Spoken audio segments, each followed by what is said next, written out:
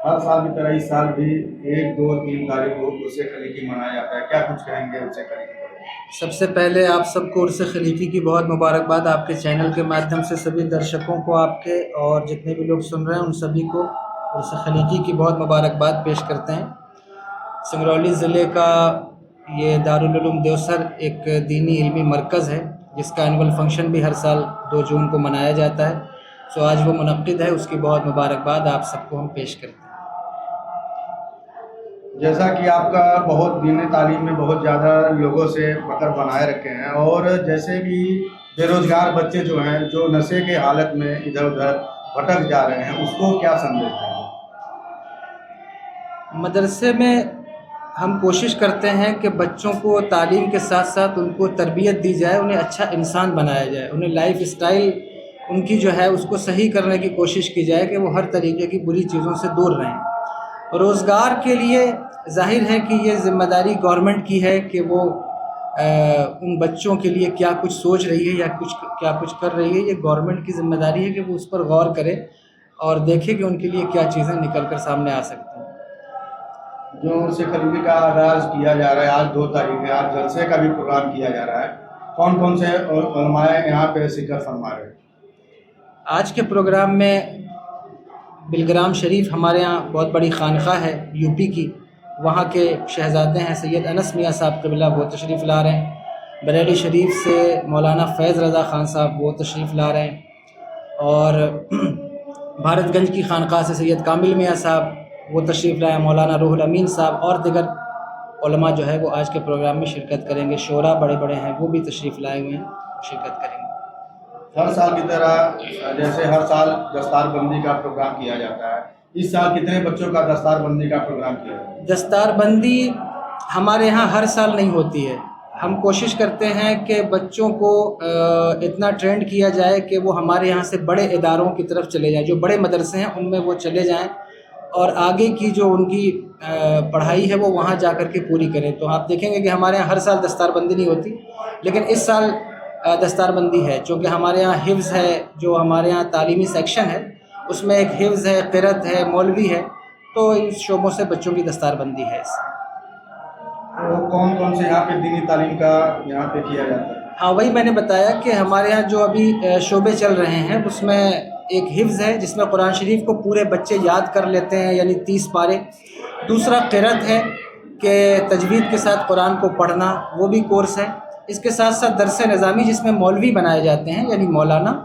तो आलिम बनाने वाली जमात भी, यानी वो भी दरस निज़ामी का भी इंतज़ाम हमारे यहाँ है। इन तरीके के कोर्सेस चलते हैं, और इसके अलावा हिंदी तालीम भी 8th तक की जो है वो हम बच्चों को दे रहे हैं। जैसा कि कई लोगों के भ्रम होता है कि हम दीनी और दुनियावी तालीम को अलग नज़रिए से देखते हैं, और ज़्यादातर हम ये देखते हैं कि दीनी तालीम को लेके लोगों का एक ऐसा सोचते हैं कि इसमें जॉब नहीं है या आगे फ्यूचर प्लान नहीं है। दुनियावी तालीम की तरफ ज़्यादा लोग जाते हैं। इसमें आप क्या कहना चाहें कि दीनी और दुनियावी दोनों तालीम एक है? दीनी और दुनियावी तालीम कोई अलग अलग नहीं है। जब आप दीन की तालीम लेते हैं तो एक्चुअली कुरान तो जो है वो सारे इल्म का मंबा है, और अगर आप उसको सही तरीके से पढ़ते हैं तो सारे उलूम आप हासिल कर सकते हैं। लेकिन अब जाहिर है कि बुनियादी तौर पर हमारे यहाँ दीन और दुनिया की तालीम की तक़सीम हो चुकी है। अब वो जिस वजह से भी हुई है, तो हमारी कोशिश ऐसी है आने वाले वक्त में कि हम ऐसा सिलेबस, ऐसा निसाब बनाएं कि जिसमें हमारे यहाँ पढ़ने वाले बच्चे जब यहाँ से पढ़कर निकलें तो यानी कि लैंग्वेज के मामले में और दीनी और दुनियावी दोनों तालीम के मामले में वो अपने आप को कमज़ोर ना समझें, बल्कि वो पूरी तरीके से उसमें सक्षम है। जैसे बच्चों को एजुकेशन को लेके आप माशाल्लाह बहुत बेहतर काम कर रहे हैं, और इसमें बच्चियों को लेके भविष्य में आपका क्या प्लान है? बच्चियों को लेकर हमारी बच्चियां जो हैं बाहर जा रही हैं एजुकेशन के लिए, तो यहाँ हम क्या प्लान कर रहे हैं? बच्चियों के लिए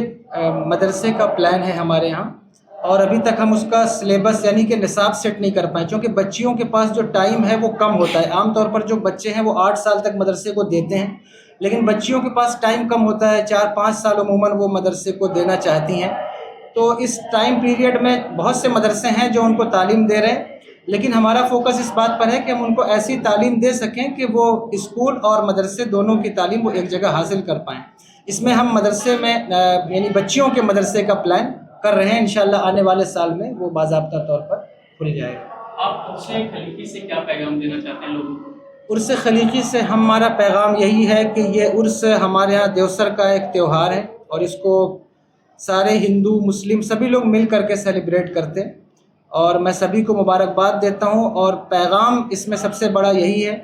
کہ جو بزرگان دین کی اولیاء کی چوکھٹ ہوتی ہے، ان کے جو آستانے ہوتے ہیں، وہاں سے ہمیں پیار ملتا ہے، محبت ملتی ہے، ہماری نفرتیں ختم ہوتی ہیں، ایک ریلیشن قائم ہوتا ہے۔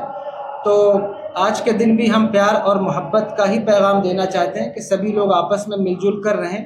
ایک دوسرے سے محبت رکھیں، اور اگر آپسی کوئی تنازع، کوئی بات محلے میں، گاؤں میں، ہر جگہ ہوتی رہتی ہے، اس کو کبھی بھی مذہبی روپ نہ دیں، کبھی بھی اس کو دھارمک طور پر نہ دیکھیں، بلکہ آپ ایک پریوار کی طرح رہنے کی کوشش کریں، چاہے آپ کا مذہب کسی بھی تعلق سے، آپ کا دھرم کسی بھی یعنی کوئی بھی دھرم ہو، لیکن آپ مل جل کر کے رہنے کی کوشش کریں۔ جیسے کہ لوگوں کے من میں ایک تھاٹ پروسیس ہوتی ہے کہ